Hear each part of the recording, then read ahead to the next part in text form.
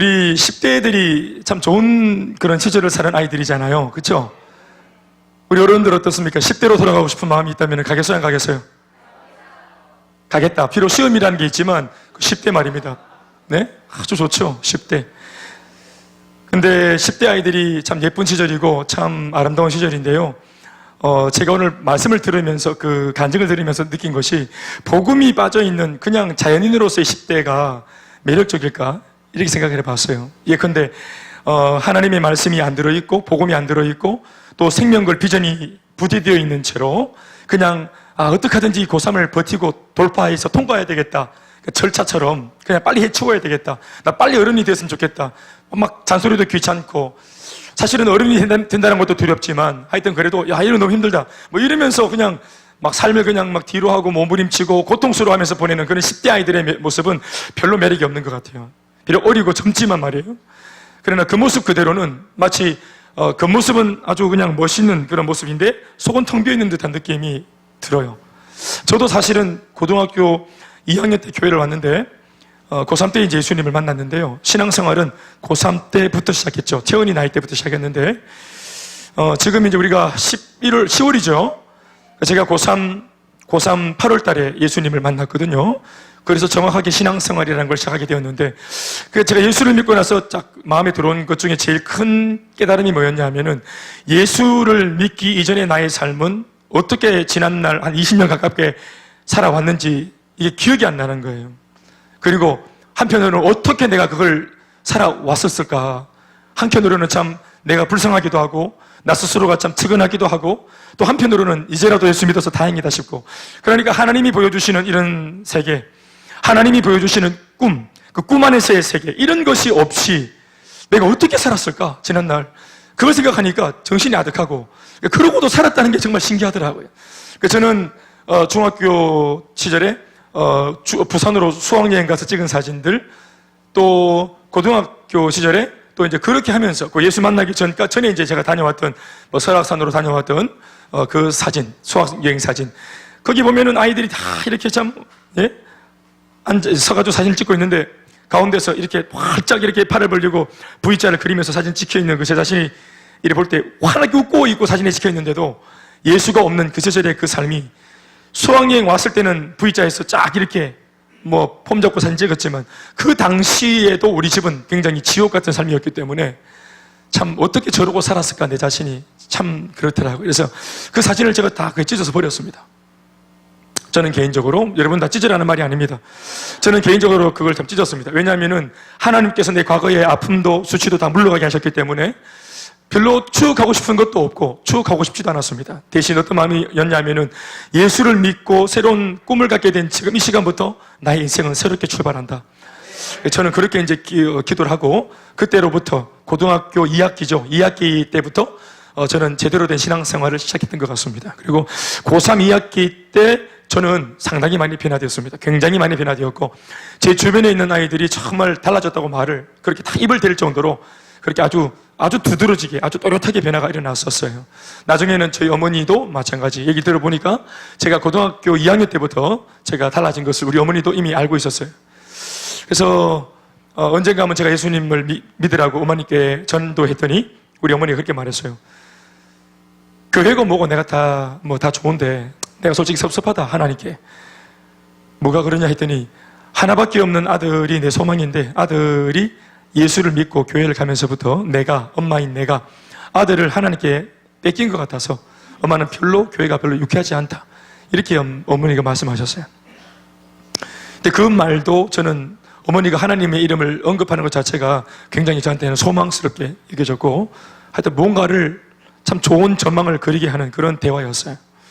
아무튼 저는 그렇게 예수를 믿고 이제 쭉 달려왔는데 지금까지 우리 채은이의 간증을 들으면서 참 복음 안에 있는 채은이가 참 귀하고 아름답고 예쁘다 이런 생각을 했습니다. 참 예쁘다 이런 생각을 합니다. 이렇게 이제 간증을 할 때 이 아이의 간증을 들으니까 여러분 어떻습니까? 참 며느리 삼고 싶다. 좀 너무 앞서갔습니까? 좀 매력적이지 않습니까? 이 아이의 이런 어떤 변화나 지금 이렇게 예쁘게 잘 크면 얼마나 매력적인 아이가 될 수 있겠어요? 정말로 말이죠. 어떻게 보면은 예수 안 믿는 분들이 이렇게 이제 달려가는 교회에 들어오면은 완전히 황금어장입니다. 자매가 다 날개 없는 천사입니다. 천지 날개만 없지 완전 천사인 거예요. 완전히 천사입니다. 할렐루야. 항상 교회 오빠를 조심하십시오.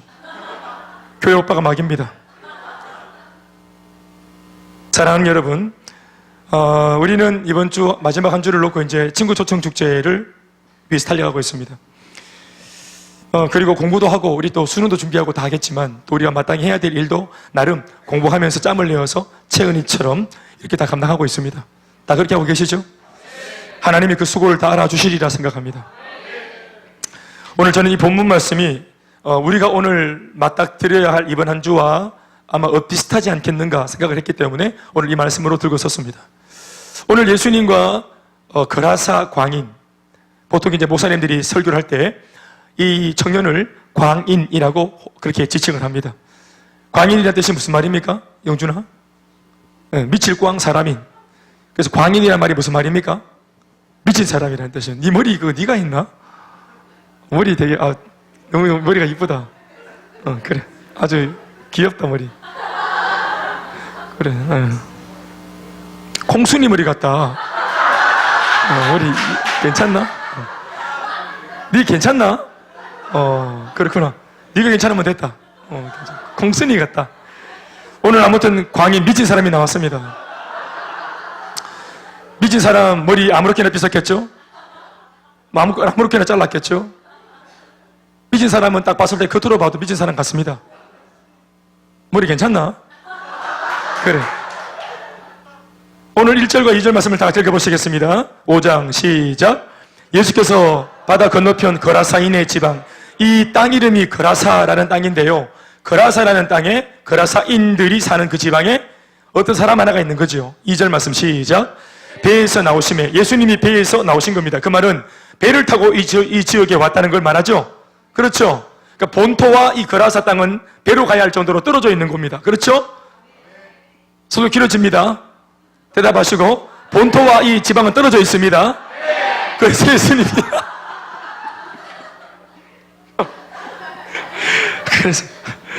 그래서 예수님이 배를 타고 가신 겁니다. 그래서 배에서 나오셨다 이렇게 표현하는 거예요. 그리고 배에서 나오자마자 곧 이러면서 굉장히 빠른 행보가 뒤에 기록되어져 있습니다. 그러니까 다른 것 때문에 온 게 아니고 내가 배를 타고 이미 왔을 때, 아니 저쪽 본토에서 배를 탔을 때부터 이미 예수님은 한 가지 뚜렷한 확실한 목표를 딱 눈앞에 놓고 그 목적을 이루기 위해서 배를 타고 배를 또 이렇게 막 이거 뭡니까? 뭐 하고 배를 쪄서 죄송합니다. 자꾸 싫은다 이런 말이 머릿속에 있어가지고 배를 젓고 배를 실어가지고 우리 갔습니다. 그래가지고 네, 아주 너무 좀 수준 좀 떨어진 것 같아요 느낌이. 죄송합니다. 좀 고급스러운 단어를 써야 되는데 그렇습니다. 아무튼 배를 실어가지고 배 갔어요. 한 가지 목표 때문에 배에서 내리자마자 바로 곧장 바로 이렇게 합니다. 예수님 시작. 곧 더러운 귀신 들린 사람이 무덤 사이에서 나와 예수를 만나니라. 자, 무덤 사이에 있던 사람이 뛰어나와서 예수를 만난 겁니다. 사실은 무덤 사이에 있던 사람이 뛰어나와서 예수를 만난 건데 실제로는 예수님이 그 사람을 만나기 위해서 온 겁니다. 우리가 방금 읽은 이 본문이 나오는 내용, 더러운 귀신 들린 사람, 이 사람이 뭡니까? 두 자로 시작. 광인. 시작. 광인. 한 번 더 시작. 광인. 더러운 귀신, 그것도 더러운 귀신입니다. 더러운 귀신 들린 사람이 이제 소위 귀신 들린 사람이죠. 그러니까 사람 몸에 귀신이 들어가는 바람에 이 사람의 삶이 얼마나 어려웠을지는 우리가 예측 가능합니다. 예측이 가능한데 그걸 다 막 소소하게 다 얘기하진 않지만 몇 가지의 힌트를 통해서 이 사람이 그라사 공동체 안에서 어떠한 취급을 받는 사람인지, 어떤 대우를 받는 사람인지가 나타납니다. 자, 읽어보죠. 3절, 4절, 5절 시작. 그 사람은 설명이 나오는 거죠. 이 사람이 어떤 사람인지 시작. 그 사람은 무덤 사이에 거처하는데, 자, 집이 일단 어디입니까?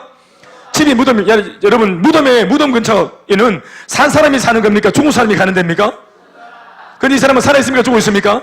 자, 살아있는데 무덤에 삽니다. 이 말은 뭡니까? 그 공동체에 있는 사람들이 이 거라사 광인을, 이 청년을 무덤가에다가 살게 만들었어요. 텐트를 만들어 주거나 막살을 만들어 준 것이 아니라 그냥 공동묘지에다가 던져놓은 겁니다. 뭐 하라고? 죽으라고. 공동묘지에 왜 사람을 버렸습니까? 죽으라고. 다시 말하면 네가 살아서 벌떡거리고 돌아다니는 것이 우리한테 더 고통스럽다는 겁니다. 귀신이 들린 채로 침을 질질 흘리면서 온 동네 방네를 질질 돌아다니면서 사건 일으키고 사건을 발생시키고 이렇게 하는 거. 자꾸 돌아다니지 말고 앉아라 빨리. 온 천지를 돌아다녀라 빨리 앉아라. 이 미친 사람은 온 천지를 돌아다녔습니다. 그러면서 막 사건을 일으키고 분쟁을 일으키고 장사하는데 막 그냥 또 포장마차 뒤집어 엎고 하여튼 뭐 사건 사고 중심에 이 거라서 광인이 있었어요. 그러니까 사람들이 이 사람을 처음에는 도우려고 했겠지요. 충분히 상상할 수 있습니다. 신앙이 없어도 얼마든지 이런 어려움을 당한 한 사람이 있으면 그 사람의 부모가 있겠죠. 그 사람의 부모가 있겠어요. 그 사람의 부모는 어릴 때부터 이 마을에서 계속 크지 않겠습니까?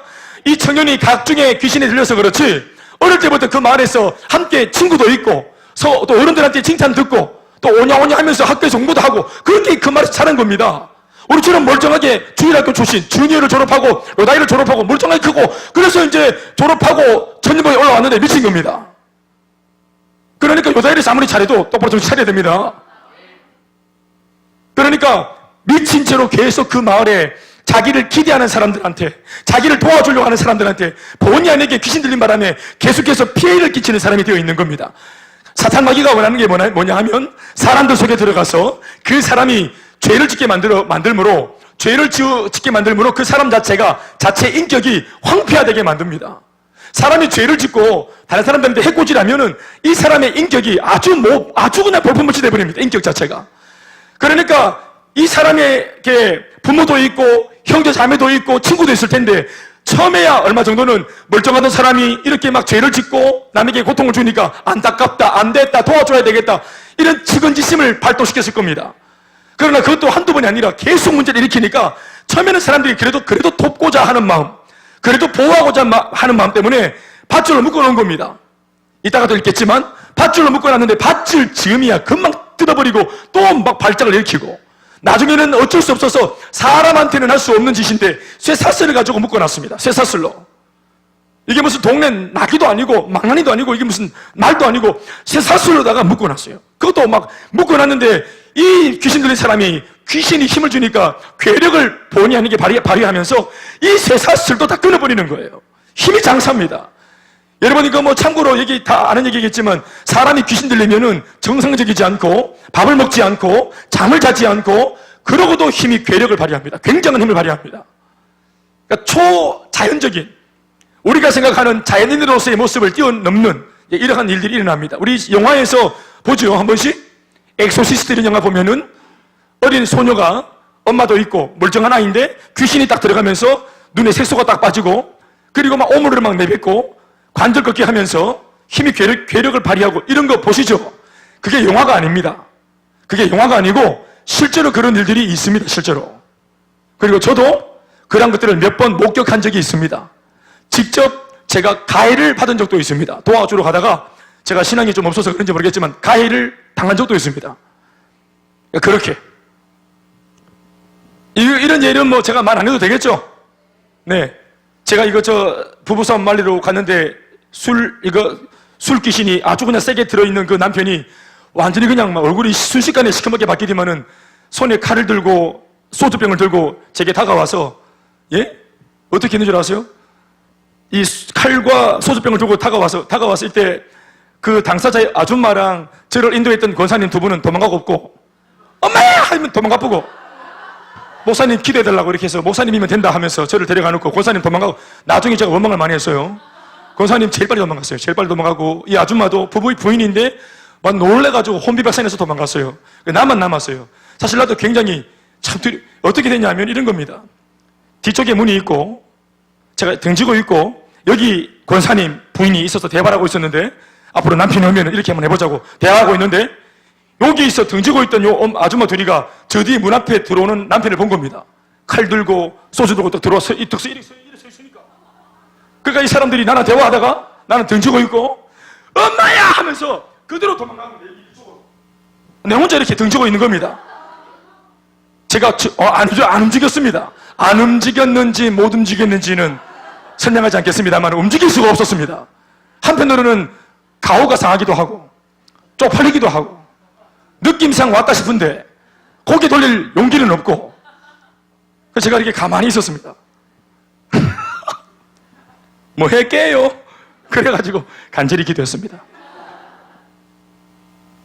그런데 이분이 양쪽에 들고 들어왔어요. 칼 들고 소주 들고 그리고 앞에 와가지고 날 보면서 딱 노트만 앉아가지고 이 아버지가 그 아들 이름이 중3짜리 대왕입니다. 이름이 대왕이 아빠.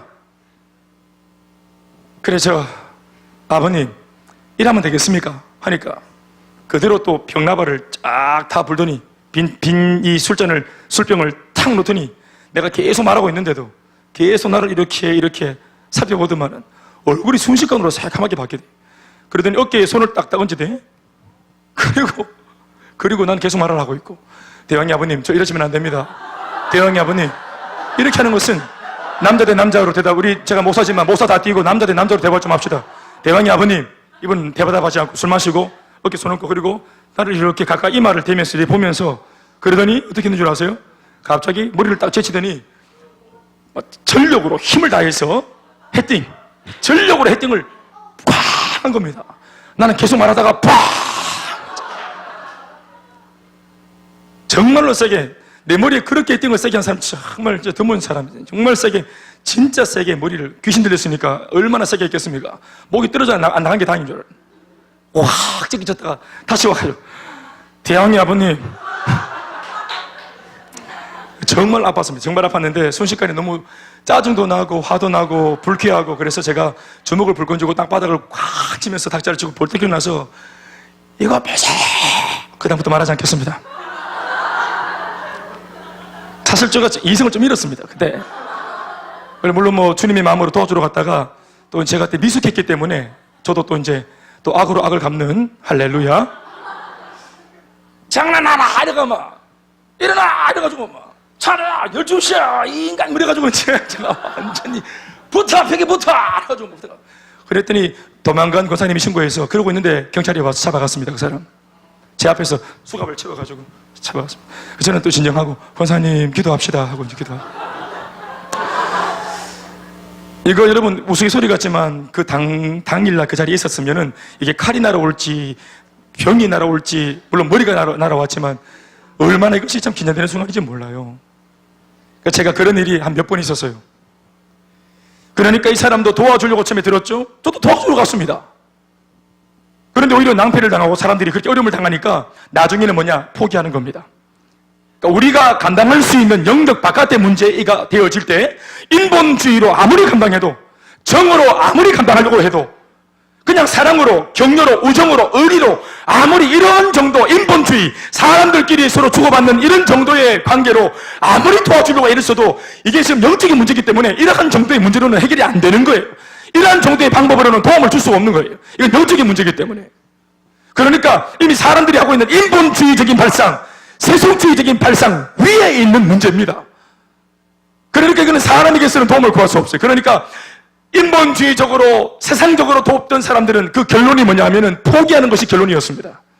아무리 내가 사랑하는 내 아들이고 또 우리 동네에서 알고 지낸 사이고 막역한 사이지만, 그러나 우리의 도를 넘었을 때 그때는 우리들 이 인본주의에 참 어두운 면이 있겠지만 한계가 있는, 반드시 한계가 드러납니다. 그러니까 그들 모두가 애썼던 거, 마음을 줬던 거 다 이거 막 다시 그냥 걷어버리고 아주 냉정하게 우리한테 피해를 주는 이 청년을 무덤가에 살아있는 존재인데 너는 죽은 거와 진배가 없다, 차라리 죽어라, 이런 개념으로 던져버린 겁니다. 어떻게 되든 관계하지 않겠다면서 산 사람을 죽은 사람 취급하고 포기하고 버린 겁니다. 그랬더니 그 사람이 어떻게 했습니까? 3절 계속 읽어볼까요? 그 사람은 무덤 사이에 거처하는데 이제는 아무도 그를 쇠사슬로도 맬 수 없게 되어버렸다. 이는 이전에 여러 번 고랑과 쇠사슬에 사람들이 묶어놓고 쇠사슬을 이렇게 묶어놨는데 그럼에도 쇠사슬을 끊고 고랑을 깨뜨렸음이더라. 사람들의 관심, 사람들의 도움을 깨뜨린 겁니다. 쇠사슬과 쇠고랑이 뭘 말하냐면 사람들의 도움이에요. 나름대로. 그들 나름대로는 도와주고 했던 그 모든 인본주의적인 발상들을 이 친구는 완전히 다 걷어내고 아무짝에도 도움이 안 되는 걸로 그건 치부해버렸어요. 그래서 아무도 그를 제어할 수 있는 힘이 없게 되어지고 통제불능 상황이 되어졌을 때 사람들의 결론은 그를 바로 이 죽은 자나 오는 이 무덤가에다가 버린 것이 최선이었습니다. 그런데 중요한 건 뭔지 아세요? 여러분, 이 그라사 공동체에서 은밀하게 진행된 이 서글픈 이야기를 본토에서 바쁘게 활동 중이셨던 예수님이 알고 있었다는 것입니다. 우연인 듯 거라사 지방에 가서 유람차 가셨다가 그 지방을 방문하고 이렇게 여행하시다가 갑자기 우연히 만난 이 병자를 도와주러 준 것이 아니고 처음부터 배를 타고 이 본토에서 떠나 이 사람이 갈 때부터 이 청년을 알고 이 청년의 스토리를 알고 이 청년에 대한 사람들의 어떤 행태를 알고 이거를 유일하게 도울 수 있는 분이 주님이시기 때문에 그 해답을 들고 가신 것입니다. 아멘, 아멘. 예수님은 강력한 의지로 이 청년을 만나고자 간 겁니다. 다른 사람 아니고요. 거라사 땅에 수많은 사람이 있지만 다른 사람 아니고요. 그 마을에서 가장 못난 사람, 그 마을에서 가장 없었으면 좋겠다 싶은 사람, 그 마을 모든 사람이 포기한 사람, 저게 인간인가 싶은, 차라리 없는 게 낫겠다 싶은 가장 못난 사람, 정상적인 사람들한테 피해까지 주는 사람, 이런 모자라고 모자란 아주 무식한 사람, 이 모자란 사람, 청년 그 한 사람을 예수님은 처음부터 골똘히 묵상하시고 그를 알고 그를 만나고 그를 돕기 위해서 가신 겁니다. 예수님이 이 사람을 돕고자 하는 이 열정의 마음과 의지가 얼마나 강력했던지 파도도 바람도 예수님의 행보를 막지 못했습니다. 여러분이 5장 1절이 시작되어지기 이전에 어떤 상황이 있었는가? 배를 타고 가셨다는 이야기, 우리 예수님 배를 타고 가실 때 풍랑이는 바다를 건넜던 이야기 아시죠? 그 이야기가 바로 이 사건 앞에 있는 이야기예요. 뭐 많이 알겠어요? 그러니까 광풍이 일어났어야 되는 거예요. 마귀가 볼 때는. 왜요?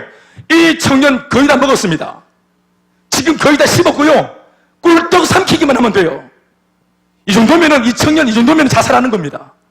오늘날로 보면은 사회에서 이런 정도의 어려움과 압박을 받았으면 자살합니다. 생명 끝냅니다. 인생을 포기합니다. 이 정도면 포기하는 겁니다. 그러면은 마귀가 삼키는 거거든요. 마귀가 온 것은 도둑질하고 죽이고 멸망시키려고 하는 것뿐이다. 사탄은 우리를 잡아뜨리고 영원한 지옥으로 끌고 가는 것이 마귀의 전략이죠. 이 정도로 해냈으면 끝난 겁니다. 이 정도면 끝났어요. 세상적인 압박. 그 옛날 거라사 청년처럼, 이 광인처럼 오늘날 우리 청년들은 그런 식으로 우리가 문제를 만나진 않지만 귀신 들리지 않았어도 우리는 수많은 압박이 있습니다. 가정에 대한 어떤 문제에 대한 압박, 자신의 장래에 대한 문제에 대한 압박, 자신의 미래를 아무리 전망해봐도 어둡고 깜깜하고 아무것도 손에 잡히는 것이 없는, 엄마 아버지로부터 받을 유산도 없고 공부를 잘해놓은 것도 없고 무언가 자랑할 만한 스펙이 없어요. 경쟁력이 없어요. 그럴 때 사람들에게서 내가 대놓고 나를 포기한 건 아니지만 나를 받아주는 곳이 없어요. 이 정도의 스펙을 내놓으면 이 정도의 이력을 받아주는 곳이 없어요. 그게 뭡니까? 암묵적인 거절입니다. 그게 암묵적인 사회의 나를 향한 포기입니다. 이러한 압박을 받을 때 오늘 무덤가에 서성거리는 청년들의 모습이 얼마나 많은지 모릅니다. 살아있지만 충격과 진비 없는 삶, 의미 없는 삶, 아침에 일찍 일어나야 될 이유가 없는 아이들. 왜냐하면 출근할 곳이 없고 오라는 곳이 없기 때문에. 에너지는 넘치는데 이 에너지를 좀 제공해달라고, 네 에너지를 펼쳐보라고, 힘을 펼쳐보라고 손 내미는 직장이 없어요. 그러니까 이 청년들이 나이가 젊어 청년이지만 사람들은 나를 늙은이 취급하죠. 그러니까 이것이 큰 딜레마가 되고 아픔이 되는 것이에요. 오늘 거라사 청년, 이 고독한 청년, 포기당한 이 청년, 자신을 죽은 자 취급하는 사망 선고를 해버린 이 공동체에 대하여 받은 상실감, 거절감, 오늘 이 사회가 청년들한테 본의 아니게 하고 있는 그런 행태입니다. 오늘 여러분들은 누가 여러분들을 책임지고 있습니까? 여러분 몸을 기울이면 기꺼이 기대도 좋다고 말하는 그런 곳이 있습니까? 내 마음이 어렵고 착잡하고 내 인생이 무너져 내릴 때 나를 지탱해주고 잡아줄 수 있는 안전장치가 있습니까? 정말 있습니까? 예수 말고 복음 말고 교회 말고 있습니까? 돈이 많이 있습니까? 돈에 기댈 수 있지요. 돈이 많다면 친구가 정말로 좋은 친구라서 내 삶을 다 책임질 수 있는 그런 정말 멋있는 친구가 있다면 친구한테 기댈 수 있죠. 그러나 그 친구도 인생이 답이 없습니다. 미안한 말이지만 심지어 부모님도 인생에 답이 없어. 오늘도 여러분 50대, 60대 인생을 살고 있는 우리 아버님, 어머님의 세대들도 지금도 방황하고 있어요. 그분들도 인생이 황혼이 깃들고 인생이 지금 나이가 먹어가는 걸 두려워하고 있습니다. 전 세대가 자신이 오늘 겪고 있는 그 환경이 제일 어렵다고 말하면 내 발등에 불 떨어졌기 때문에 남들 돌아볼 여유가 없다고 말합니다. 그런 면에서 오늘 본문이 소개하고 있는 이 청년 말입니다. 이 청년은 오늘 우리의 삶인지 몰라요.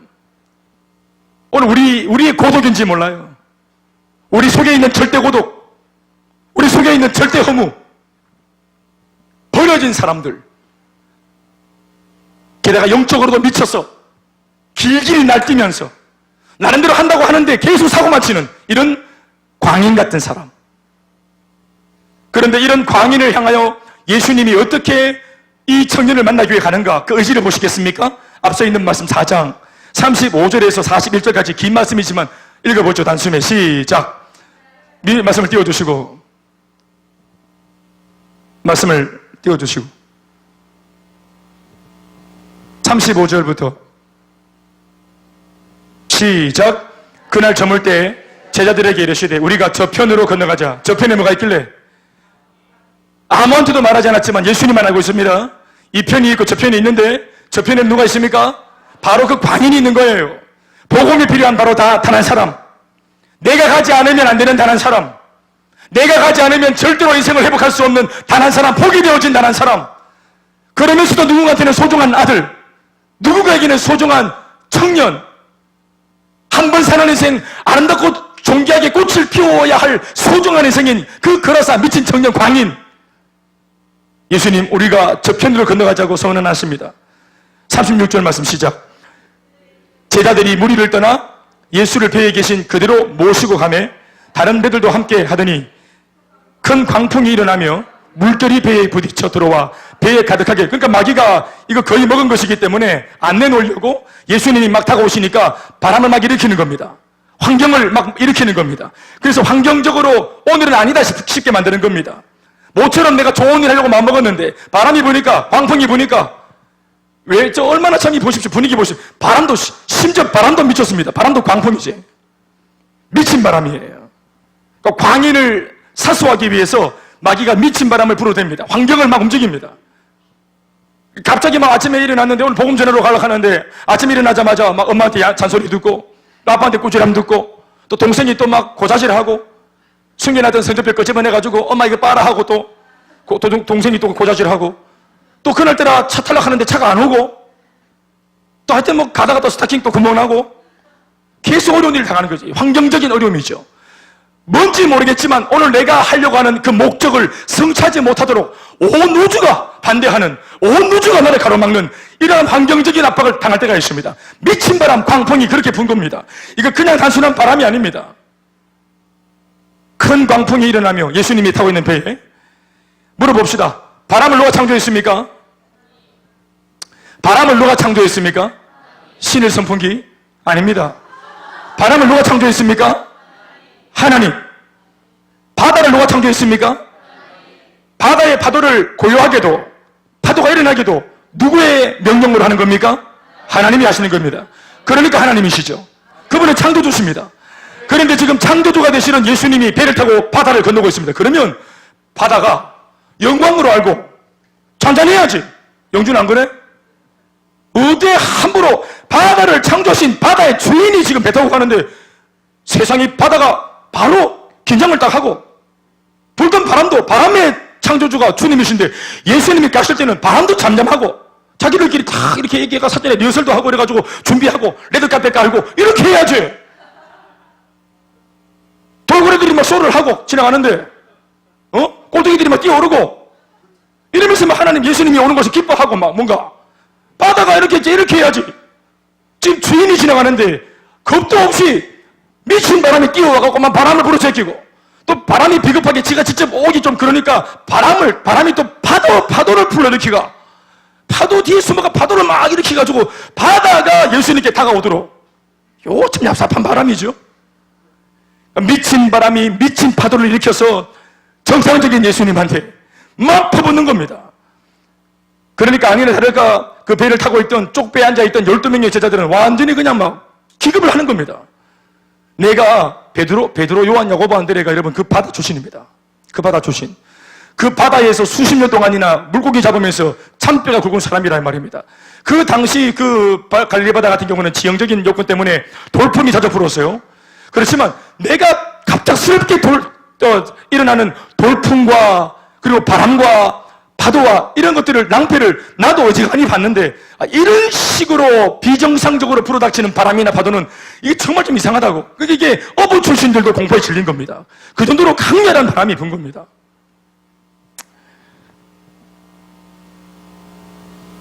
배를 타고 가는데 바람이 막 미친 듯이 불고 파도가 막 노를 치고, 여러분 이런 거 한번 당해보셨습니까? 실제로 당해본 적 있습니까? 이게 정말로 공포스럽습니다. 진짜로 겁나요. 배가 막 들었다 놨다 하면서 막 바람이 불고 막 정말 엄청납니다. 엄청나. 배가 그렇게 되면 정말 공포스럽습니다. 이 바다가 내 눈앞에 있는 이 시커먼 바다가 내 눈앞에 보이는 여기서부터 저까지 다 바다인데 이 바다 전체가 막 움직입니다. 내 눈에 보이는 이 바다가 이쪽부터 저쪽 끝까지 이 바다가 밤에서 바다가 움직입니다. 통째로 바다가 막 움직이면서 널 그릴 때 여러분 그 공포가 굉장합니다. 공포가 굉장하다고요. 이번에 바람 부는 거 보셨죠? 초속 30, 40 이러면은 나무가 뽑히는 겁니다. 강력한 바람이라. 우리 뭐 체온 이런 아이들은 막 다 날아갑니다. 너무 날씬해가지고. 끄떡없는 분들도 여기 앉아 계시지만. 그런 광풍, 미친 바람, 미친 파도 막 들이닥치는데 예수님만큼 미쳤겠나? 저는 그렇게 봅니다. 오늘 제가 이 광인이라는 제목을 적었을 때 이 광인이라는 제목에는 두 가지 의미를 함축하고 있습니다. 하나는 방금 소개해드린 이 거라사 광인, 청년을 말하는 것이요. 귀신한테 사로잡혀서 광인. 그러나 제가 볼 때는 예수님이야말로 진짜 광인이십니다. 한 영혼에게 사로잡히고 한 영혼을 구원하고자 비전과 사명에 완전히 사로잡힌 예수님이야말로 진짜로 광인이십니다. 비전에 미쳐보셨습니까? 사로잡혀 보셨습니까? 하나님의 사명, 내가 해야 될 사명이 뭔지 알고 내가 반드시 완수해내야 하는 나의 삶의 목적을 아는 사람, 이런 사람들은 그 어떤 미친 환경도 꺾을 수가 없습니다. 아멘, 아멘. 그러니까 내가 살아가는 이유를 제대로 알고 하나님이 주신 이 비전과 사명을 제대로 알고 거칠 것이 없이 내 갈 길을 가고야만은 이 사람이야말로 진짜로 광인이고 미친 사람이죠. 사도 바울이 고린도후서 5장에서 뭐라 말했습니까? 15절 말씀에 만일 누구든지 미쳤다는 말을 들어도 미쳤어도 주를 위하여 미치면 아름다운 마음, 그 모습이라고. 아멘, 아멘. 그리스도를 위해서 미칠 수 있길 바랍니다. 하나님을 위해서 제대로 미칠 수 있길 바랍니다. 인생의 가장 가치로운 것을 위해서 이 가다가 죽어도 좋다 싶은 그 비전에 미칠 수 있길 바랍니다. 그래서 그 배를 몰아서 이 바람과 파도를 예수님이 그대로 돌파합니다. 믿음으로 돌파하고 사명으로 돌파하고, 결코 바람 따위가, 결코 파도 따위가 예수님의 걸음을, 예수님의 거친 행보를 제어할 수가 없습니다. 천만부당한 말이죠. 그래서 그런 식으로 제자들과 함께 생명을 걸고 생명을 담보로 목숨을 걸어놓고 바람과 바다와 폭풍을 뚫고 지금 온 걸음이죠. 이 걸음이. 그리고 오자마자 미친 사람을 만난 겁니다. 그러니까 광인이 광인을 만난 겁니다. 이게 멋있는 장면이에요. 광인을, 미친 사람이 미친 사람을, 악한 사탄에게 미친 자가 하나님의 비전과 사명에 주 예수의 사랑에 미친 예수를 만난 것이죠. 여러분, 이 예수님의 이 광적인 열정이 오늘 우리들도 살린 겁니다. 이건 광적인 열정입니다. 눈이 멀어버리신 겁니다. 우리를 사랑하다 눈이 멀어버리셨기 때문에 십자가에 당신 자신이 올라가서 죽음을 처참하게 당해도 이 사람들을 향한 사랑을 포기하지 않는 겁니다. 죽을지언정. 그리고 예수님이 부활하셨는데 이 지독한 사랑 때문에 예수님이 죽음 가운데 누워있을 수도 없었습니다. 이 사랑이 예수님을 이렇게 세운 겁니다. 아멘, 아멘. 죽음으로도 끝나지 않는 사랑, 불멸의 사랑입니다. 따라합시다. 예수님의 사랑, 불멸의 사랑, 아무도 막을 수 없는 사랑. 결국은 이 문제를 끝을 내야지 이 사랑은 제자리에 돌아갈 정도로 멈추지 않는 사랑입니다. 5절 말씀에 밤낮 무덤 사이에서나 산에서나 늘 소리 지르는 이 광인, 심지어는 돌로 자기의 몸을 해치고 있는 이 광인. 제가 아까도 말했지만 오늘날 우리의 모습과 다를 바가 없어요. 남들한테 피해를 주다 못해 이제 갇혀 있으니까, 그러면 가만히 있어야 되는데 해코지할 사람이 없으니까, 해코지할 사람이 없으니 이 안에 있는 귀신이 무엇까지 건드립니까? 자기 자신을 자해하도록 만듭니다. 이게 뭡니까? 자기 비하, 열등감, 비교의식, 못났다는 생각, 나는 안 된다는 생각. 옆에 있는 사람들이 아무리 치열업, 아무리 화이팅을 외치고 아무리 응원해도 본인 스스로가 마음에 결정하기를 나는 안 되기로 결정을 하고 나는 이대로 망하기로 결정한 인생들, 그런 청년들이 얼마나 많은지 모릅니다. 예수님도, 12제자도, 사도 바울도, 구약도, 신약도, 오늘 강단위의 김대현 목사도, 셀리더도, 교사도, 선생님도 여러분들 모두에게 이렇게 할 수 있다고 외치고 있습니다.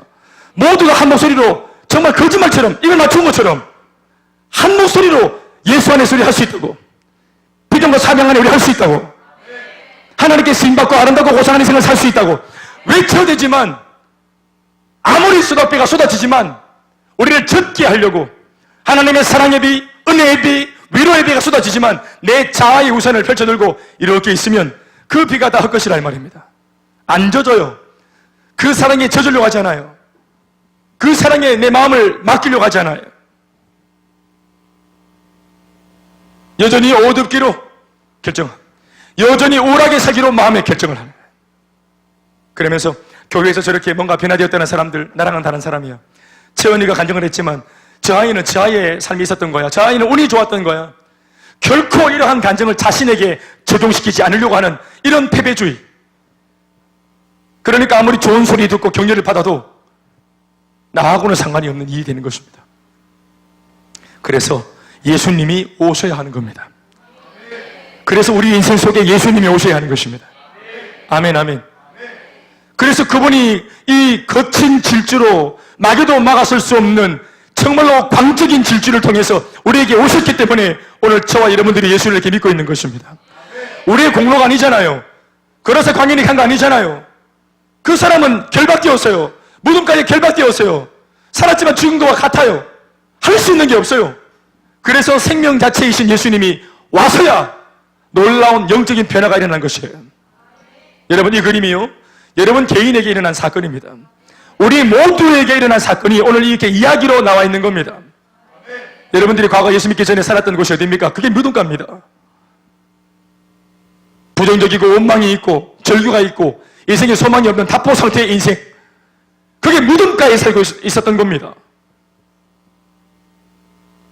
저도 그러고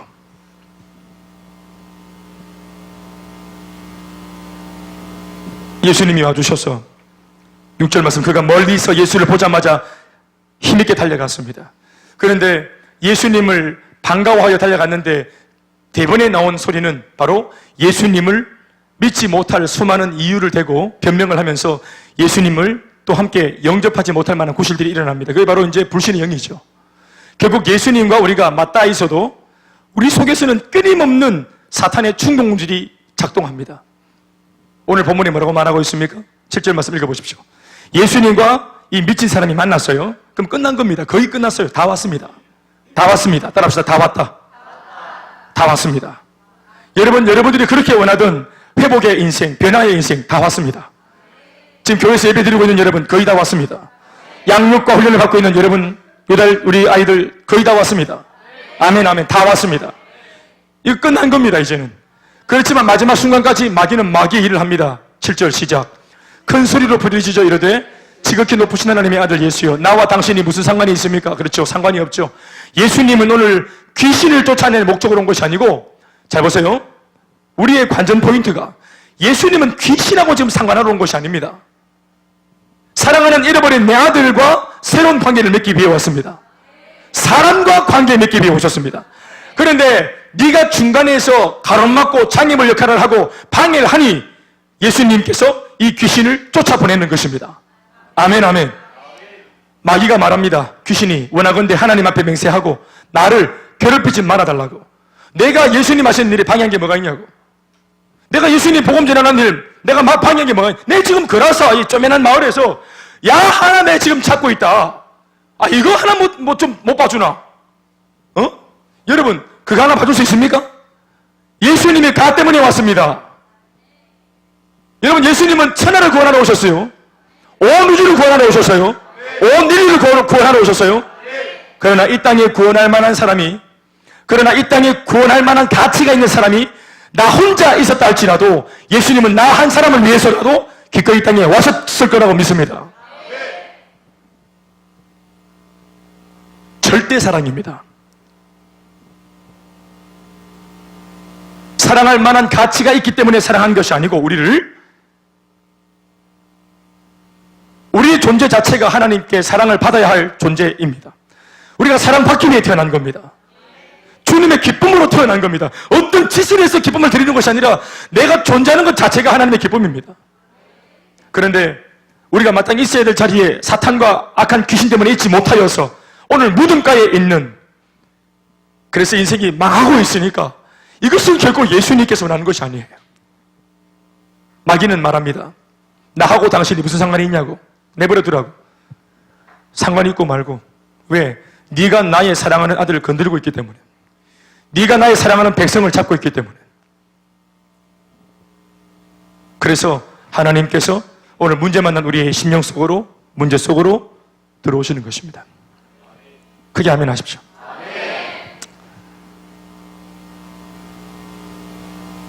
이다야, 예수님을 믿고 보니까 너무너무 좋지? 그치? 이다가 엄마 아빠를 알잖아, 그치? 우리 엄마 아빠가 식당 갈 때 맛있는 집 찾아가나 그냥 아무 때나 잡숫나? 한 번씩 우리 뭐 맛있는 거 먹으러 외식하러 나갈 때 골라서 가지. 그 말은 무슨 말이에요? 음식 하나를 정해도 수많은 식당 가운데 제일 맛있는 집, 이왕이면 맛있는 집, 같은 돈 주고 맛있는 집, 손해 안 보려고, 좀 더 우리가 유익을 남기려고. 그치? 그 말은 뭐냐 하면은 어머니 아버지에게 식견이 있으시고 판단할 수 있는 능력이 있다는 말이지. 그렇게 보았을 때 좋은 식당을 결정할 수 있는 정도의 식견만 있어도, 그런 정신만 있어도 예수를 믿고 나서 우리가 갖게 되어지는 이 삶이 얼마나 보배롭고 얼마나 귀한 삶인지 알 수 있습니다.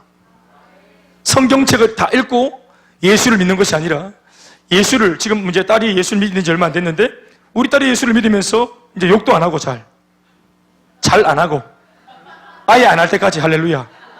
심지어 마음에라도 뱉는 거 말고 마음에라도 욕설이 안 떠오르는 그럴 정도로 완전히 변화되는, 우리가 다 아는 바와 같이 이다의 삶은 이전보다 굉장히 많이 변했습니다. 아멘, 아멘. 그걸 제가 봐도 알겠고요. 얼굴 표정이나 얼굴 톤 자체가 달라졌습니다.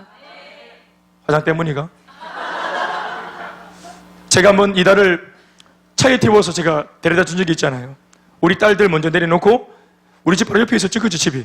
그래서 목사님이 이다랑 둘이서 제가 데려가는데 나한테 이런 말 하는 거예요. 목사님, 저 너무 서러워서 울었어요. 그렇게 하는 거예요. 내가 그래서 뭐가 서러웠어? 누구야? 병준쌤이야?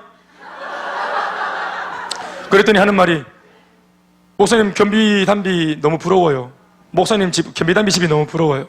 그래서 집에 가면은, 교회에서 같이 이렇게 있다가도 집에 가면 혼자 외롭게 방에 딱 들어가면은 은혜로운 이 이야기를 공감할 수 있는 부모님이 안 계시니까, 이 나는 너무너무 예수 믿고 좋아서 참 너무 좋은 게 많은데 이걸 같이 대화를 하고 주고받고 할 수 있는 배경이 안 되니까 이게 너무 서럽다고 울었다는 거예요. 내가 이렇게 말했어요. 이다야, 나도 너처럼 혼자 믿었는데 어쩌면 우리 겸비담비보다 네가 더 귀하다. 겸비담비는 아빠가 다 만들어줬지. 그 어려운 거, 힘든 거는 아빠가 다 감당하고 우리 딸들한테는 내가 이걸 길을 다 열어줬지. 물론 아이들이 예수를 잘 믿고 있지만 이 모든 것들이 자기들이 만들어간 것이 아니라 아빠가 만들어준 거지. 근데 이다, 너는 너희 집에 네가 아브라함이 되고 네가 축복의 1번째가 되어서 너를 통해서 엄마 아빠가 예수를 믿고 가정의 변화가 일어날 것인데, 네가 그 첫 단추가 되고 첫 돌을 놓는 사람이 될 테니까 어떤 면에서는 네가 더 가치롭다. 네, 이렇게 말했어요. 사실은 뭐 아빠가 자기 딸 최고인데 나는 이 부분에 대해서 최고라고 말하지 않아요. 사실 우리 겸비담비는 사실 엄마 아빠한테 얻어서 누려받은 복이에요.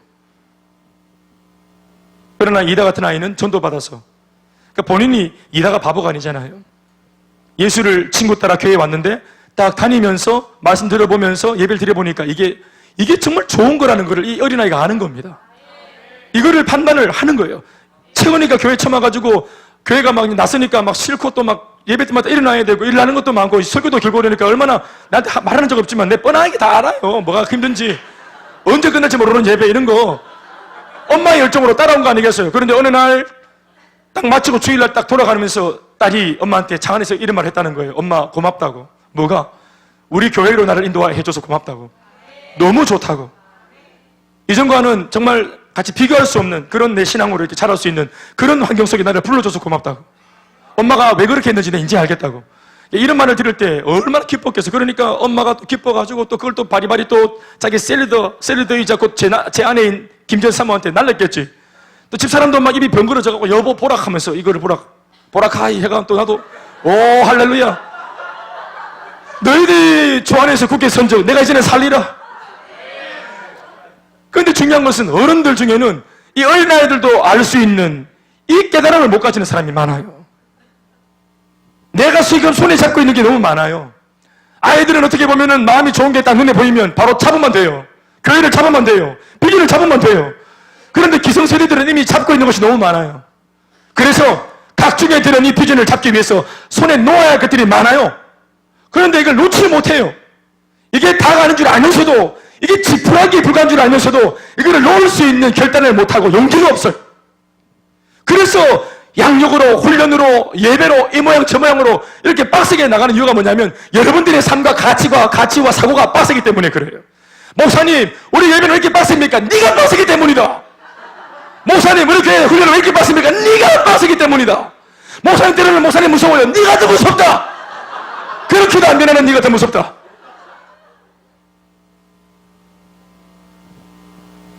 아이들도 알잖아요. 여러분 나이를 더 먹기 전에 이런 거 빨리빨리 결정하세요. 정말 내 마음속에 내가 정말로 기뻐하는 게 뭔지, 내 가슴을 뛰게 하는 것이 뭔지, 거라사 광인이 버젓이 지르고 있다는 걸 알면서도 이 바다를 건너려면 광풍이 불겠지, 마귀가 가만두지 않겠지, 그냥 있자, 본전만 하자, 예수 별나게 믿지 말고 여기에서 저 편 가지 말고 이 편에서 쇼부를 보자, 내 혼자 예수 잘 믿고 은혜 받고 그냥 막 살자. 예수님은 어떤 결정을 했습니까? 이 편이 아니라 저 편이었습니다. 우리는 그 예수를 믿는 사람이니까 예수와 같은 결단을 내려야 합니다. 나 혼자 좋은 이 편이 아니라 나도 살고 남도 살릴 수 있는 저 편의 삶으로 뛰쳐가는 것이 복음의 사람이에요. 그런 생각 따위 함몰되지 마세요. 그런 이기적인 발상 따위 함몰되지 마세요. 어떤 분들이 말하기를 내 이 다음에 형편 펴지면 돈 많이 벌면 좋은 일 하겠다. 절대로 돈 많이 못 벌 겁니다. 이 다음에 돈 많이 벌면 좋은 일 하겠다. 강조점이 뭐라 생각하십니까? 좋은 일 많이 하는 겁니까? 돈 많이 버는 겁니까? 그건 딱 들어봐도 아는 거 아닙니까? 돈 많이 벌면, 그러니까 지금은 돈 많이 못 버니까 못 한다네, 좋은 일을. 진짜로 좋은 일 하는 게 주안점이라면, 그것이 나의 관심이라면 돈을 적게 버는 지금은 적게 좋은 일 하고 있어야 되는 거예요. 지금은 내 대학 가면 저도 많이 할게요. 아니고 지금은 쪼달린다면 지금 학교에서 중학교인 채로 고등학생인 채로 공부하면서 한 명 전도할 때 그 마음이 귀하다 이 말입니다. 한 명이라도. 그러나 형편이 어려움에도 불구하고 영혼을 구원하려고 하는 끊임없이 사고가 이 편이 아니라 저 편을 생각하는 그런 발상으로 산다면 하나님께서 이 정도의 삶을 살아. 여러분 이 편에서 나 혼자 좋게 살려면은 하나님께서 100을 갖고 있는 하나님께서 10만 줘도 나는 괜찮아요. 안 그래요? 이 편에서는 10만 받고 사는 거예요. 10%만. 왜? 내 혼자 먹고 살기에는 10%만 있으면 돼요. 그런데 나도 살고 남도 살려야 돼. 그러면은 여러분 상식적으로 에너지가 많이 필요해요? 적게 필요해요? 대답해 보세요. 크게 대답해 보세요. 뭐가 더 얼마나 필요해요? 많이 필요하죠? 그러니까 저편으로 살겠다. 나는 저편까지 보고 살겠다 하면은 하나님께서 더한 축복을 주실 수밖에 없지. 더한 능력을 주실 수밖에 없잖아요. 내 삶의 질이 넓혀질 수밖에 없잖아요. 인생은 그렇게 사는 겁니다. 그게 고상한 거예요. 그게 멋있는 거예요. 가치로워야 돼요. 개똥밭에 굴려도 기도는 거창해야 됩니다. 기도가 무모해야 됩니다. 지금은 내가 가림도 못하지만 저 편도 간다 하리라. 저 미친 그라사 광인도 간다 하리라. 이건 미쳐야 감당할 수 있는, 미쳐야 이런 기도가 나오는 겁니다. 기도를 정상적으로 몇 년씩 하는 게 아닙니다. 이게 알딸딸 가야 됩니다, 이게. 그래서 기도하기 전에 찬양을 그렇게 미친 듯이 하잖아요. 미치라고. 찬양을 할 때 해가다 해야 됩니다. 찬양할 때 손뼉 좀 치고 열정도 기도하다 이게 나사가 두루루 떨어지고 그래야 되는데. 그 기도가 막 무모하게 막, 아프리카, 과테말라, 스리랑카 가봉을 타고 기도하는 것이에요. 이 정신이 온전하니까 신천동, 또 효목동 주세요. 이렇게 기도한다, 이 말. 세계를 품어라. 동네를 풀지 말고. 아멘, 아멘. 그거는 누구나 하는 거예요. 신천동, 효목동은 누구나 하는 거예요. 맡기면 다른 사람이. 그 동사무소에서 다 하는 거예요.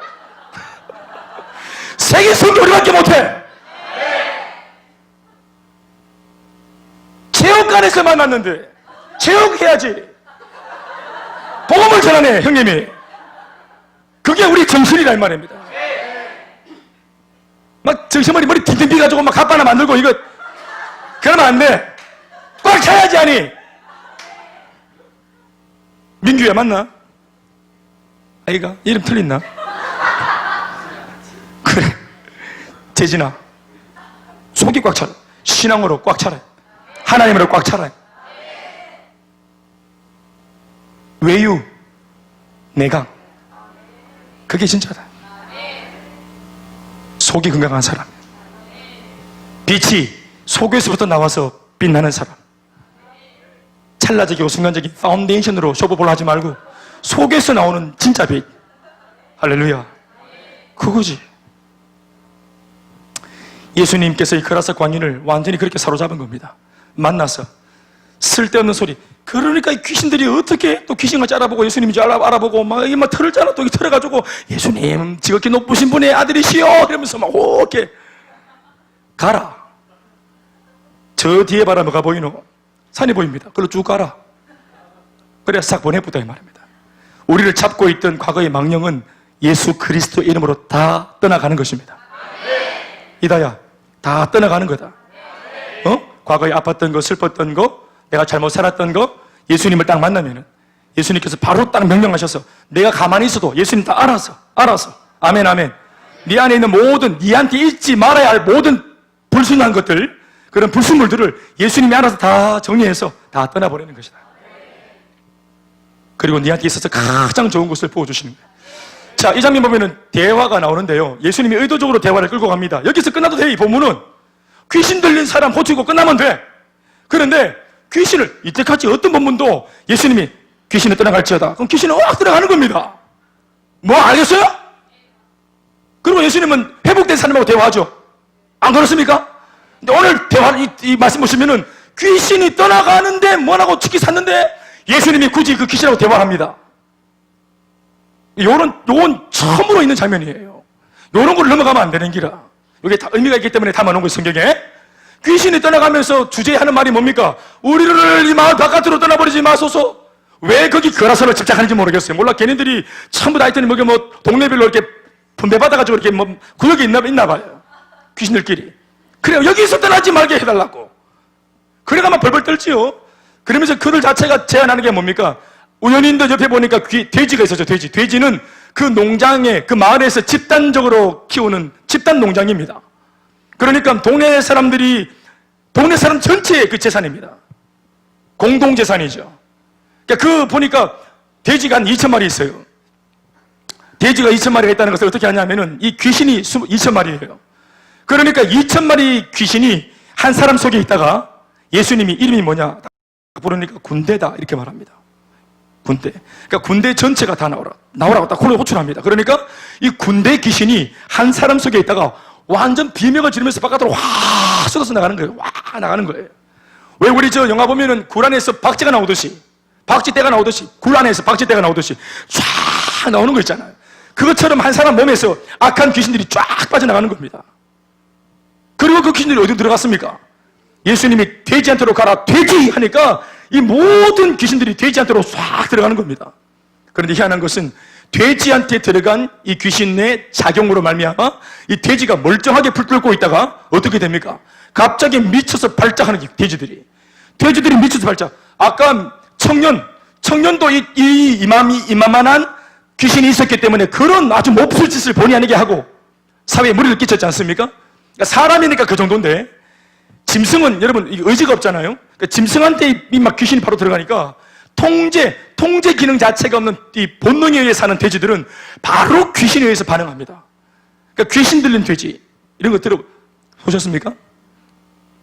우리 무슨 뭐 뱀 사료 먹은 돼지 이런 건 들어봤어도, 흑돼지, 똥 먹은 돼지 이런 건 들어봤어도 귀신 들린 돼지 이런 건 우리가 들어본 적이 없습니다. 이건 삼겹살 맛도 없습니다. 그러니까 이 돼지들이 다 미쳐가지고 꽥 하면서 미친 듯이 막 질주합니다. 한 놈이 뛰니까 다 뛰는 겁니다. 2,000마리 전체가 미친 듯이 막 돼지가 막 뛰는, 왜 이러면 그래. 뭐 상상해 보면은 막 우리도 뒤부사하고 막 돼지 2,000마리는 1,000마리는 많아요, 영준아. 돼지 1,000마리는 100마리보다 많다고. 얼마나 많은지 몰라. 돼지 2,000마리는 정말 많은 돼지야. 그 돼지 2,000마리 돼지한테 밟히면 니 죽어본다. 그 2,000마리 돼지가 언덕을 새까맣게 탁 물들여가지고 미친 듯이 질주하는 거예요. 그라사는 여러분 거기가 섬 아닙니까? 그러니까 바닷가로 완전히 달렸어. 주체할 수 없을 정도로 제어 장치가 없이 돼지들이 쫓아가서 전부 다 점프해서 모두가 다 저 바다 밑으로 다이빙하면 쫙 2,000마리가 다 뛰내리는 와 장관이겠죠. 2,000마리 돼지가 쫙 떨어지니까 다 죽어붙습니다. 다 죽어붙어요. 전멸. 제가 이 말씀을 묵상할 때 얼마나 소름이 끼치는지 몰라요. 사실은 이 군대 귀신이 청년 속에 있었어요. 결국은 이 돼지들의 결국이 바로 이 청년의 내일의 모습입니다. 만약 이 청년이 귀신을 품은 채로, 귀신에 사로잡힌 채로, 그리고 사람들이 도와줄 수 없으니까 무덤가에 내놓았는데 이 청년 반드시 이 속에 있는 귀신이 자신의 때가 되었을 때 이 청년을 부추겨서 반드시 벼랑 끝으로 몰아서 오늘 이 귀신 때문에 돼지들이 벼랑 끝으로 떨어져서 몰살한 것처럼 이 청년도 뛰어내려 죽게 만들었을 겁니다. 분명히. 그러니까 이 모양을 일부러 왜 굳이 보여주셨을까요?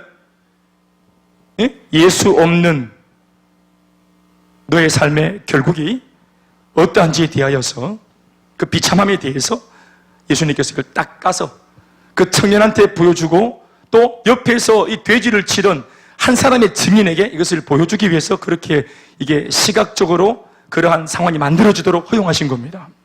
이해되십니까? 사실은 이 사건 때문에 옆에서 농장에서 돼지를 치고 있던 사람이 충격을 받고 사실 옆에서 이걸 다 봤어요.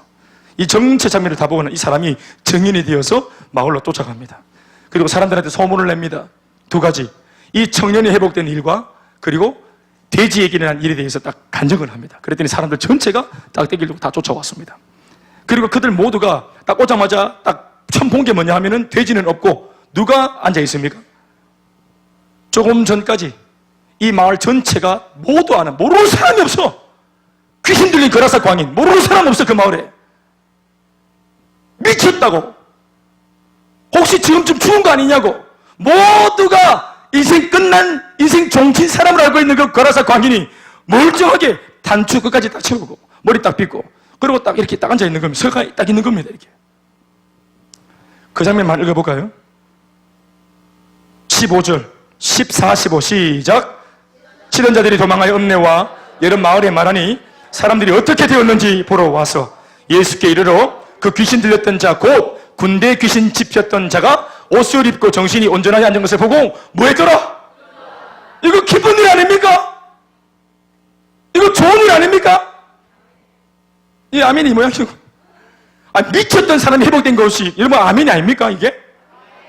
계속 미치고 있어야 됩니까? 미쳤던 사람이 온전해졌어요. 좋은 일 아닙니까? 그런데 사람들은 이 사람이 온전해진 것을 딱 보는 순간 두려운 마음이 든 까닭이 뭐냐, 불편한 마음이 들었던 까닭이 뭐냐 하면은 뭐 때문이냐? 2,000마리의 돼지의 희생입니다. 여러분 2,000마리의 돼지 값을 희생하고 한 영혼을 구원했다. 2,000마리 돼지 값 우리가 한 사람 전도하기 위해서 내놓아야 됩니까? 야 2,000마리 돼지를 팔면 돈이 얼만데 그 돈으로 겨우 한 사람 구원하기 위해서 그렇게 2,000마리 돼지 값을 쓸 수 있나? 교회가 그걸 집행할 수 있나? 그런 재정을. 자 대답 좀 해보십시오. 2,000마리 돼지 내놓고 한 사람의 영혼 구원할 수 있다면 2,000마리 돼지 내놔야 됩니까? 안 내놔야 됩니까? 내놔야 되죠. 전도지를 10,000장을 뿌리면 한 사람이 그 전도지를 보고 교회 온답니다. 전도지 10,000장. 10,000장은 굉장히 많은 숫자입니다. 전도지 10,000장을 뿌리면 겨우 한 사람이 그 쪼가리 들고 교회 한번 방문한다는 거예요. 자, 이 한 사람 교회 방문시키기 위해서 10,000장의 전도지를 뿌려야 됩니까? 안 해야 됩니까? 대답 좀 하십시오. 뿌려야 됩니까? 말아야 됩니까? 뿌려야 하지. 뿌려야 합니다. 예수님 기껏해야 풍랑이는 바다를 헤치고 겨우 와서 그라사 집안 전체를 살리는 것이 아니라 미친 광인 청년 하나 살리기 위해서 생명을 걸어붙다 이 말이에요. 여러분 사람들의 이 안목을 보십시오. 회복되어진 사람의 가치를 보는 것이 아니라 그래서 너무너무 잘 됐다. 2,000마리 돼지가 네 때문에 저렇게 희생이 있었다고? 상관없다. 우리가 그렇게 도우려고 해도 안 되던 네가 회복되었잖아. 이게 얼마나 좋은 일이고. 돼지가 만나 자살 안 했으면은 우리 2,000마리 돼지 다 구워가지고 바베큐 파티에 또 오늘 우리가 먹든지, 빠다가 죽었든지 상관없다. 2천만이 되지. 네가 회복됐다면 할 수 있다. 우리 희생할 수 있다. 네가 최고의 가치다. 사랑하는 여러분, 이런 안목이 있어야 되는데 그들은 그것이 없어요. 그래서 이 사람만 살리자고 2천마리가 난리가 났지. 2천마리가 돼지가 다 그 마을 공동재산이 다 하루아침에 거품이 됐어요. 그러니까 뿔따고 나는 겁니다. 그래서 이렇게 말하는 거예요. 16절 말씀 다 같이 시작. 이에 귀신 들렸던 자가 당한 것과 돼지의 일을 본 자들이 그들에게 알림해. 이 사실을 다 듣고 나서 마을 사람들이 공통으로 하는 말입니다. 17절 시작. 이 놀라운 장면을 본 그들이 간구합니다. 간절히 청합니다. 뭐라고요? 예수님 떠나가세요. 예수님, 가만히 잘하던 내 사업 왜 건드려요? 목사님이 전한 복음 때문에, 신앙생활 하는 것 때문에, 교회생활 하는 것 때문에 내가 지금 여러 가지 금전적으로 손해가 이만저만이 아닙니다. 우리가 교회만 나갔으면 아르바이트하고 월급 받고 투잡 뛰고 우리가 행복 모임 할 때 정도의 열정이면은 우리 그런 정신으로 아르바이트 했으면 제발 돈 벌었을 거예요. 그런 정신으로 공부했다면 우리 7주 전도 전략처럼 30점 수능 올리기 위해서 그런 전략으로 공부했다면, 그렇게 우리가 영어 공부했다면 영어 단어 한 10개는 더 외웠을 거예요. 10개. 그런데 예수 믿고 에너지를 주님을 위해서 쓴다면서, 예배 때 쓴다면서 목숨과 힘을 다해서 예배 드리면 무슨 힘으로 공부하노? 휴가 때 가정으로 놀러도 가야 되고, 이전에 우리 영화도 봐야 되고 하던 거 많이 있는데 이제 예수 믿고 교회에 딱 이게 구속이 되는 바람에 할 수 있는 게 없다고, 더 손해본 것처럼 느껴지고, 마치 2천마리의 돼지떼를 희생한 것처럼 사람들의 서금은 희생되는 것도 사실이지만 그것이 내 인생의 사실은 본질이 아니고, 심지어 내가 지금 온당하지 못한 채로 부족하고 아직까지 하나님 앞에 생명을 얻지, 제일 중요한 것은 생명이에요. 인생을 엔조이하는 것보다 더 중요한 것은, 내가 이미 죽어있는 사람이 엔조이 뭐 하겠어요? 예수 믿고 생명 가진 내가 되는 게 중요한 거예요. 세상에서 생명보다 귀한 것은 없습니다. 돼지는 또 키우면 돼요. 그러나 한 번뿐인 인생이 만약 그렇게 비참하게 저물었다면, 죽어버렸다면 되돌릴 수 없는 겁니다. 그래서 돼지쯤 희생하고 이 영혼을 살리는 겁니다. 반대로 말하면 이 영혼을 살리기 위해서 얼마든지 돼지 정도는 희생할 수 있는 것입니다. 아멘입니까? 그 사람들은 이 사실을 들으면서, 이 간증을 들으면서 NO 합니다. 예수를 거부하고 복음을 거절합니다. 복음이 일으킨 위대한 사실을 들으면서도 그들의 주안점은 이 복음으로 사람이 회복되었다는 것이 아니라 예수 믿고 난 뒤 이전에 하지 못해, 이제부터는 못하게 된 일들, 예수 믿는 바람에 이제는 못하게 되어진 일들, 이다야 이제 욕도 못하고, 친구들은 막 욕으로 막 살벌하게 욕할 때, 니를 갈굴 때, 야! 체이다 이리 나와봐! 하면서 막 해볼까? 우와! 옛날에 그런 거 듣고 가만히 있나? 아니지. 나는 막 배로 갚아줘야지. 그럼 완전히 기를 축이 나빠야지. 다시는 나한테 못 덤비게. 이제는 어떡하노? 니 욕을 못하니까. 그럼 애들이 막 와! 이다 막 이렇게 막 예쁜 것, 또 뭐 아름다운 것, 참한 것 이러면서 욕을 할 때 니는 어떻게 해야 되노? 니는 뭐 당신은 사랑받기 위해 태어난 사람, 당신의 삶 속에서 그 사랑 알고 있지요. 아주 먼 옛날 하늘에서는 당신을 향한 계획이 있었어요. 이러면서 이래야 돼. 평화로다 이러면서 찬양을 해야 된다. 얼마나 답답한 일이고, 이걸 보고 세상 사람들이 우리 보고 예수 믿으면서 바보가 됐다는 거예요. 니는 예수 믿고 바보가 됐다. 예? 우리 윤광주 리더님이 예수 믿고 난 뒤에 저한테 찾아오셔서 하신 말씀이 6개월쯤 됐을 때, 목사님 예수 믿고 참 다 좋은데 내가 자꾸 약해지는 것 같다고, 자꾸 울게 되고, 내 개병되고 남자인데 자꾸 울게 되고요, 자꾸 눈물이 자꾸 나고 자꾸 약해진 것 같다고. 그게 정상입니다. 약해진 것처럼 보이는데 실제로는 강해지는 겁니다. 아멘, 아멘. 그게 정상이에요. 예수 믿고, 원래 우리가 늑대 아닙니까? 네? 1위 때. 원래 세상은 1위 때입니다. 1위. 아우, 해보세요. 그래. 여러분 다 1위입니다. 다 늑대라고. 우리 예수님이 제자들을 파송할 때 내가 양을 1위 때 가운데로 보낸 것 같도다. 세상은 1위입니다. 우리가 1위다 이 말이에요. 우리 1위 출신입니다. 1위. 늑대, 승냥이, 자칼. 그러니까 이런 우리가 예수를 딱 믿었을 때, 그러면 힘과 파워를 더 얻게 되니까 늑대의 누리가 예수 믿으면 사자 되는 겁니까? 라이오! 성령의 말씀은 양이 되는 거다. 이리가 예수를 믿으면 갑자기 막 껍데기 딱 벗고 순한 양 한 마리가 탁 나오는 겁니다. 은혜를 더 받으니까 뿔도 딱 떨어지고, 은혜를 더 받으니까 어금니, 송곳니도 또 빠져버리고, 손톱, 발톱도 쑥쑥 빠진다. 은혜를 받고 주님께 가까이 가면 가까이 갈수록 더 순한 어린 양으로 바뀌는 것이에요. 그런데 이 어리고 순한 순전한 양 한 마리가 되어서 우리가 1위 때 사이로 딱 들어가는데, 1위는 양을 볼 때 밥이거든. 이거 완전 밥이네. 이다 얼레리 껄레리 예수 믿고 바보 됐네, 양 됐네, 사자가 돼도 시원찮을 판에 얼레리 껄레리 바보야 하고 이렇게. 근데 세상은 여러분 그 양이, 그 어린 양이 뒤집어 엎는 겁니다. 이거 아세요? 우리가 양이 되면, 진짜로 양이 되면 양 자체는 힘이 없지만 양이 되어지면 누가 붙습니까? 목자가 붙습니다. 예수님, 여호와는 나의 목자시니 그가 나를 푸른 풀밭과 맑은 쉴만한 물가로 나를 인도하시는, 아멘 아멘. 사망의 음침한 골짜기를 내가 다닐지라도 이 악한 해를 두려워하지 않을 까닭은 주께서 나와 함께 하심이라. 주님의 인자하심과 선하심이 항상 나를 따를 것인데 나는 하나님의 신의 전에만, 주님 곁에만 영원토록 거할 거다. 아멘 아멘. 할렐루야. 우리가 양이 되면 주님이 지켜주시죠. 근데 양이 된 것 같은데 왜 주님이 날 안 지켜주지? 염소라. 껍데기 벗다가 말았어. 허리 걸쳐놓고, 골반에다 걸쳐놓고는 또 제가 불리하면 입어보고, 늑대 옷 입어보고, 하다가 또 은혜 좀 받으면 옷 벗는 듯 하다가 또 허리 걸쳐놓고, 이거를 껍데기 다 벗겨버려야 돼. 아멘 아멘. 양이면 양이고 늑대면 늑대지. 정체성을 분명히 해라. 양이 되면 반드시 목자 되신 주님이 찾아와서 막대기와 지팡이로 내 삶을 지키시고 보호하십니다.